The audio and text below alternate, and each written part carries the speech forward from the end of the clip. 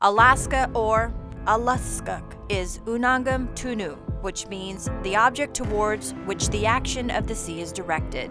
More than 730,000 people live here, 8 different ethnic groups, and more than 200 federally recognized tribes with at least 20 indigenous languages. I'm Yupik and Inupiaq. We are one of the most diverse places in the country. I was born in American Samoa, a small dot on the globe. But like the rest of the world, we're not always appreciative and respectful of our differences. I still think that there is a lot of work and a lot of progress that needs to be made. As we watch the civil unrest across the country, we're also reflecting on our collective experiences as Alaskans. This racial injustice has to stop. I am physically standing up against these 7 white boys who are staggering in height against me. Homelessness, microaggressions, education, and policing. At that point, I knew I was just being played with, and I was just being humiliated, and I felt very vulnerable. From the most vulnerable to those in a position to make a difference, we are one Alaska, many voices. And tonight, we discuss our collective future. Thank you for joining us. I'm Ariane Aramburo. And I'm Alexis Fernandez. And we are both Alaskans, born and raised here in the state. I'm from Eagle River. And I'm from Fairbanks. We'd like to start this evening by thanking the Dena'ina people. Chinan. The Dena'ina have called this land home for at least 1,000 years, and we're thankful for this place, the Alaska Native Heritage Center, and this experience to learn. For the next 2 hours, we're going to learn who we are as a community, what makes us different, and what's divided us. We are talking about racism, homelessness, microaggressions, education, and policing.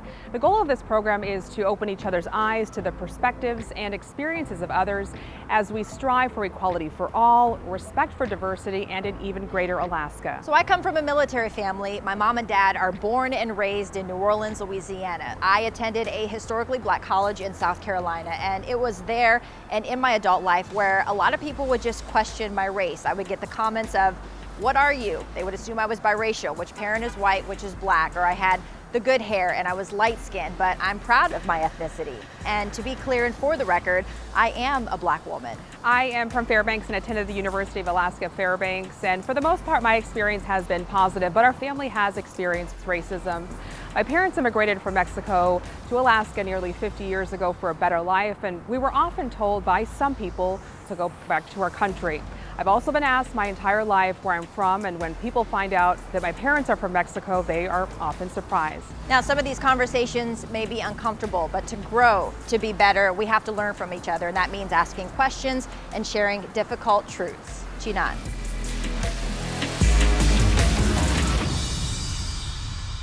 We want to turn the discussion now to youth and education. Youth obviously face a lot of new challenges from the digital world, but they're also facing old issues as well. Here's the story of Nishay Andrew. My name is Skavak. My English name is Nishay Time Andrew. I am a 17-year-old rising senior at Service High School. Life in Anchorage is pretty good. I consider myself really lucky to be able to grow up and to have been raised in the land where my people have stewarded this land. I'm Yupik and Inupiaq. Sophomore year, I joined the Native Advisory Committee to help pass a policy that would allow students to wear their tribal regalia during high school graduation ceremonies. I wanted to create the Indigenous Student Union because for a long time I was bullied and discriminated against because I'm Native, and I knew that it wasn't just me, and so I wanted to create that space for other Native students. Most notably, I am discriminated with my education. Ever since middle school and high school, people are absolutely astonished to learn that I'm Native, because to them it doesn't fit this idea that they have of Native people not excelling in their education, or this Native student having a 4.0 GPA. We are modern, we are present, we are strong and resilient. Our people have strived against so many plights, and we are still here. We are excelling. We are more than what you think as a stereotype. I think the best thing about being Native is that I can draw strength from my identity. And for a while, that wasn't the case. For a while, I was ashamed of it. But now, as I'm growing older, my Native heritage is where I draw my strength from.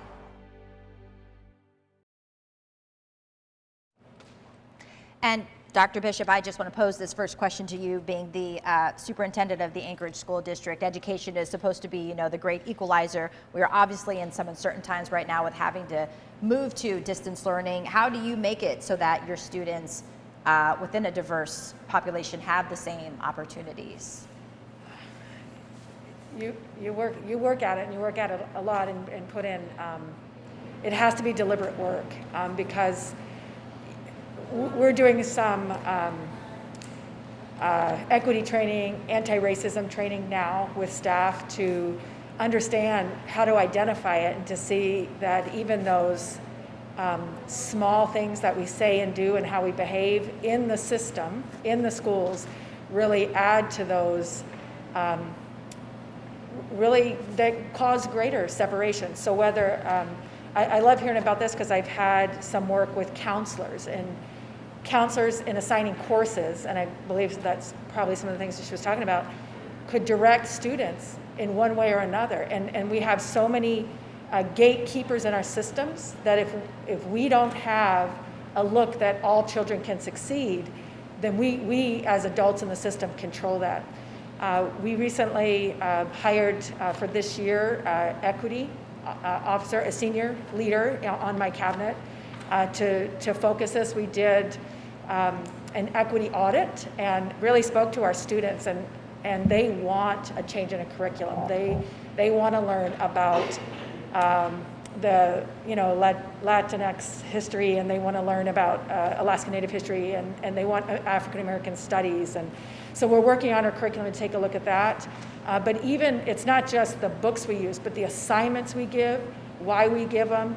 What are the resources that students have at home that could actually bring those back? I think that we understand that parents at home and the capital, if you will, or the Western capital that some of our families have is going to assist some, and other students wouldn't have that.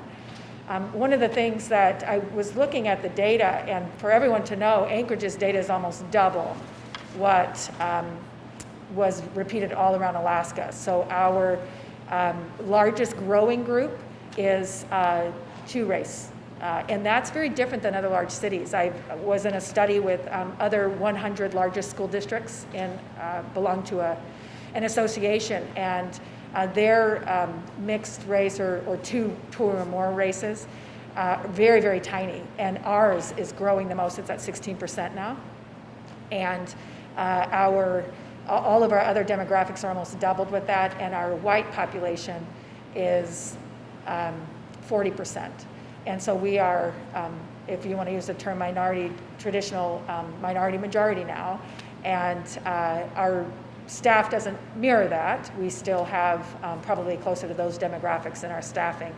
But it comes with changes in the system again, being adaptive and learning and changing and making an effort and catching those things that we do. Where are our brown and black students sitting in the classrooms when you walk into them?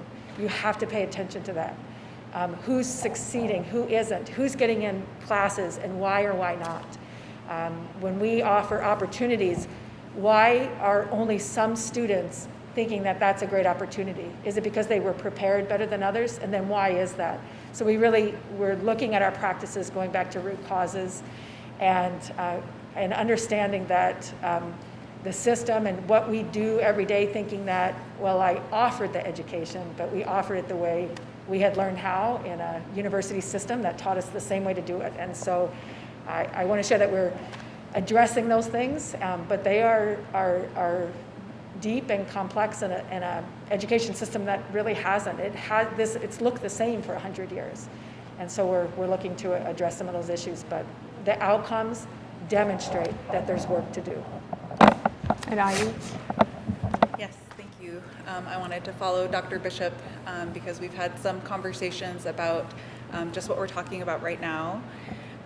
Just a little bit about me. I grew up between Dagayatak, also known as Anchorage, and Unalaklik, where my family is from. So I moved back and forth between Anchorage and Unalaklik growing up. And growing up in this school district, I was relentlessly bullied. I attended multiple elementary schools in large part because of the bullying that I was experiencing, because I was Alaska Native, and to the point where I was beat up on the playground for being Alaska Native, to the point where by the time I hit middle school, I was beginning to ideate suicide. And as an adult, I reflect back on those experiences, going through this elementary, going through our school system here in Anchorage, and I think so much about how that came to be is the fact that what we're taught in schools does not reflect the true history of this place. And so myself, as an Alaska Native person, I would witness and experience challenges within my community, but I would experience them without understanding the context that created them. There was nothing about the curriculum that truly uplifted and valued Alaska Native people. It didn't accurately reflect our history. We were still being taught that the history of this country started in the east and traveled to the west on covered wagons, which certainly does not accurately reflect my people's rich history here on these lands. And all of the ways that what very little was taught about Alaska Native people harmfully situated us in the past, and as primitive and as inferior, and then talking about our ways of life as though they were less than. And to be quite honest, not much has changed. I have 4 children in the Anchorage School District.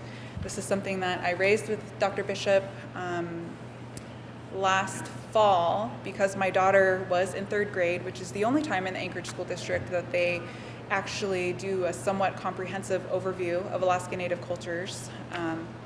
And recognizing the experience that my 2 older children had going through that unit, as well as my own experience, I was deeply concerned, and rightfully so, because when the curriculum materials were sent home to me as a parent to review prior to them being taught, they were deeply problematic. Within the first paragraph of talking about Athabascan peoples, it mentioned that we had somehow colonized ourselves, and it spoke of us in past tense, and spoke of our lives in our villages as harsh, unforgiving, remote. All adjectives that we would never use to describe our rich homelands where we have lived and thrived for thousands of years. And so I raised the issue with Dr. Bishop, how deeply problematic it is that so little of Alaska Native culture and history and our brilliance, our technologies, our knowledges are actually represented within what is taught to all kids. And the ways that we as Native people internalize those messages about ourselves. I heard you speak earlier, about being really proud. You're a proud Black woman, and we want that for all of our children. We want them to stand proud with the cultures that they come from. But for me, going through this school district, I didn't want people to know that I was Native because I was embarrassed, and I was flattered when people mistook me for another race. And I don't want to interrupt. Have you changed that dialogue for your children? Do you yes. talk to them now about being proud of? I absolutely talk to my children about that all the time, and that's something that's necessary for people of color, and it's an undue burden. We have to continually re-educate our children. They bring home the material and the curriculum, and we have to be like, okay, so let's talk about that. Let's talk about this perspective, and let's think about how this would actually be taught much differently if it was told from an Indigenous perspective.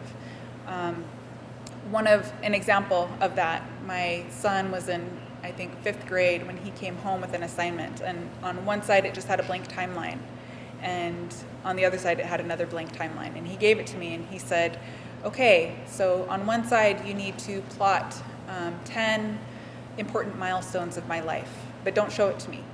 And then I gave it to him, he flipped it over, and he said, now I have to plot 10 milestones of my life. And then when you flip it over and you compare the two, the lesson ultimately was the narrative of history depends on who's telling it. And So this active re-education that we're having to do for our children, where it's normalized to teach history, to teach math, to teach science from a very white Western perspective, not including the rich knowledges and perspectives of, the diversity that's within the school district. We talk so often about how it's the most racially diverse school district in the nation, and we have the most racially diverse neighborhood in the nation. But again, like like Indra was saying, that's counting brown bodies. That is not accurately reflecting a diversity of thought or knowledge. And Indra, did you have a comment? You were an immigrant from Mexico. I am an immigrant from Mexico, and I came to the U.S. as a kid into a system that was very foreign from the one that I had come from, and it took some adjusting about everything, being bullied about the things I ate, to the point where it's like I don't want to eat my own food in school because people make fun of me, and those kinds of things. From what I can see in immigrant children here in Alaska, that hasn't changed, and language becomes an incredible tool that is being, underutilized and also like pushed aside, and so like as an immigrant child, when you don't know the language, you don't know half of what's going on, and your parents know even less, because at least you know some English, your parents know no English. And so what we see now, and I think it's been going on for forever, is you have these generations of children coming in with richness and resources that they can be sharing with everybody, and they don't. They become ashamed, right?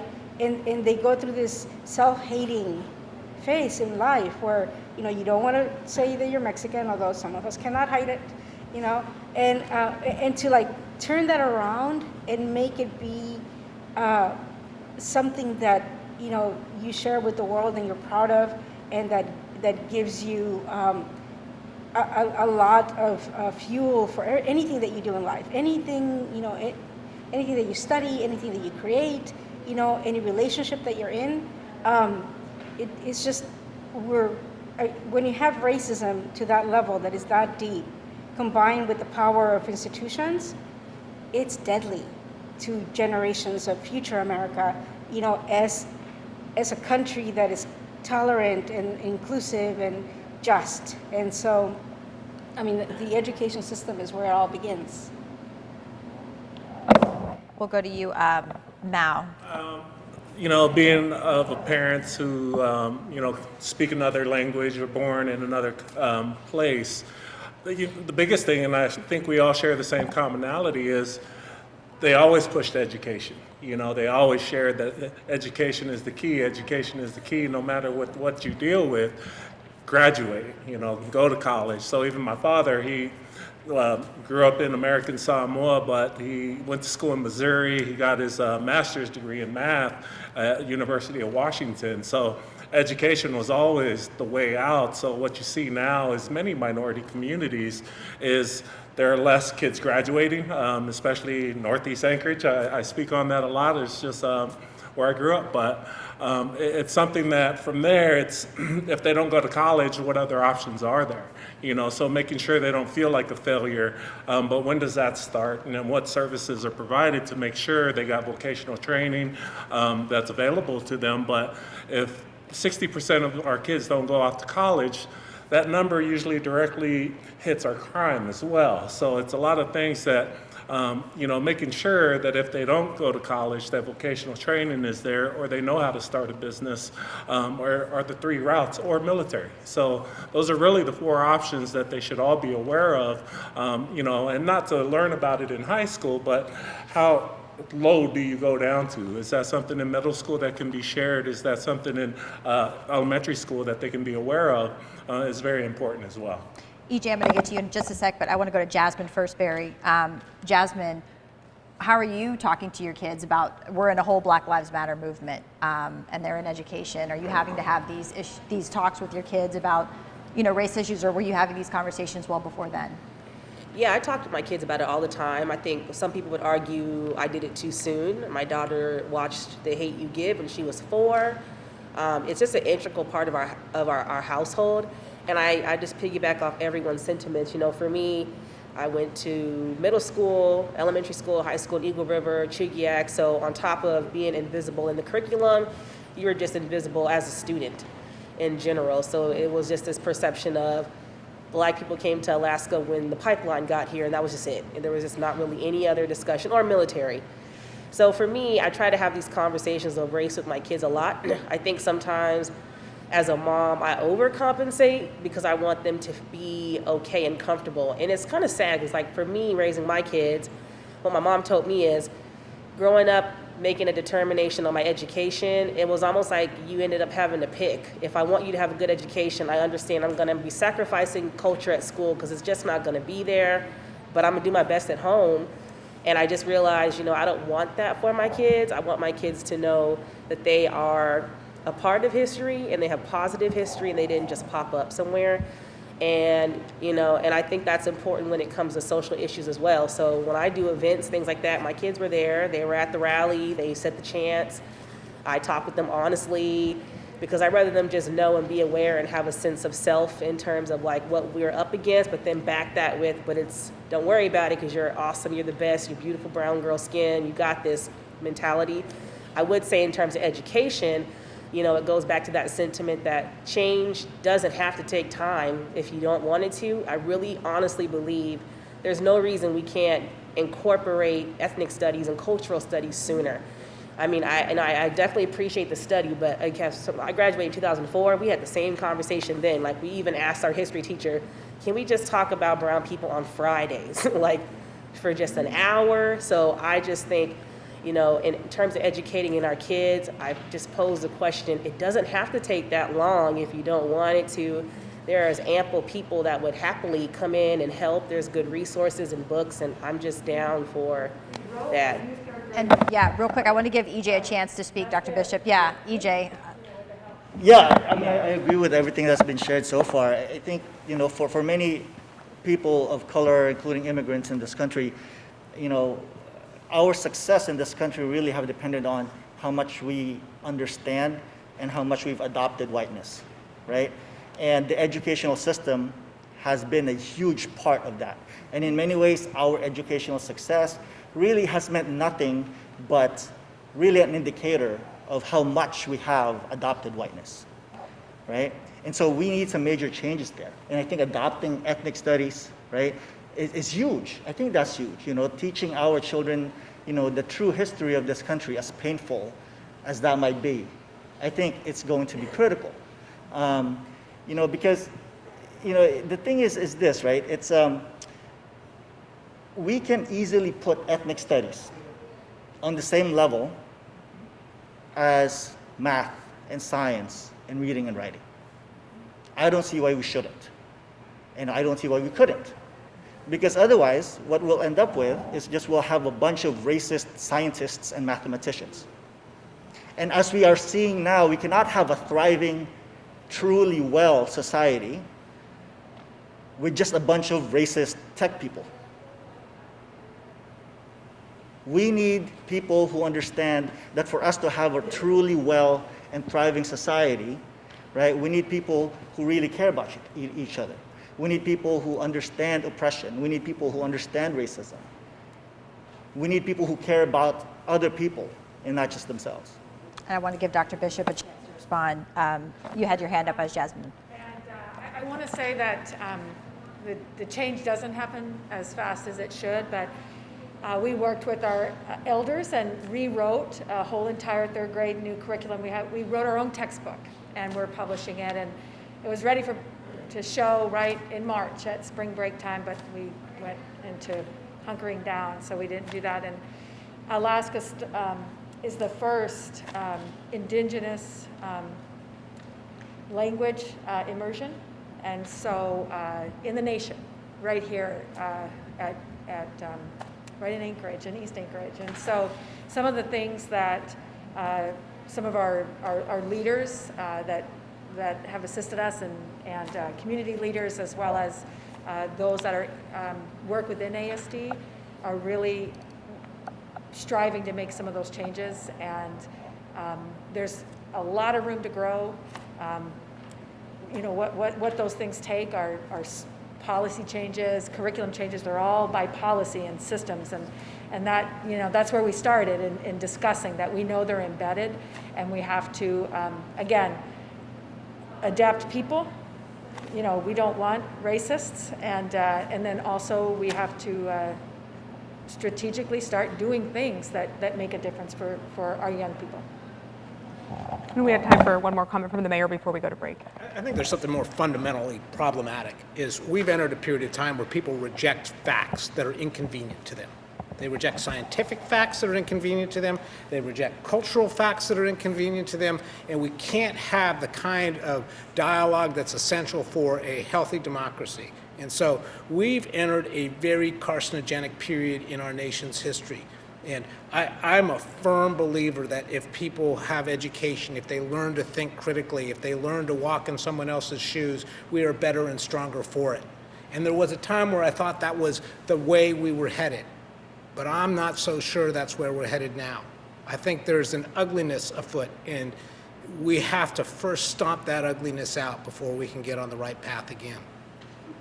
We can continue the discussion. We're going to talk too about microaggressions too. First, we're going to take a quick break. Yes, right after the break. When we come back, we're going to turn to actions that we may not realize may be hurting the people around us. By a show of hands, how many of you have experienced any form of microaggression? Anyone want to speak to how do you Alexis talked about how do you learn about someone without offending them? How do you teach a subject without it being offensive? EJ, I'm going to call on you. You were in our story. You had mentioned too, you're a professor of psychology, and you said you've often gotten some microaggressions where people will think you're the Lyft driver. Yeah, do Lyft you driver, stop whatever. them in their tracks and educate them? Costco is an interesting place for me. Anyway, wow. I think for all of us. Yes, actually. You know, microaggressions. Two important things that I want to share about microaggressions. One, I think it's important to understand microaggressions so that people understand that racism doesn't just happen in an overt, blatant way. Because I think for the most part, many people still think of racism like very offensive, derogatory words that people say, or hate crimes even, right? I think many people need to understand that a majority of the racism that we experience on the everyday, on a daily basis now, are more subtle and less overt or less blatant, right? And then the other thing that I want to point out about microaggressions is that for those of us who experience it, it's almost like gaslighting in many ways, right? Because it really plays with our minds in many ways, right? We start asking ourselves, what did I just experience? So we start questioning our reality. Was that racism? Was that sexism, right? Am I just being paranoid? Am I just being overly sensitive? So there's already a lot of that, like a lot of questioning of our reality that consumes a lot of our psychological and emotional resources, right? And so for us then to also be asked to now, hey, how do you teach other people? How do you teach other people to not be offensive? How do you teach other people about your culture? That's a lot more, that's additional burden to the burden that we are already experiencing. So I think for all of us, and I'm not excusing myself from this because I've committed microaggressions too. I think for all of us need to be mindful of that and do the work ourselves as much as we can and not put any additional burden on people who are already being hurt repeatedly, whose resources are probably already running dry.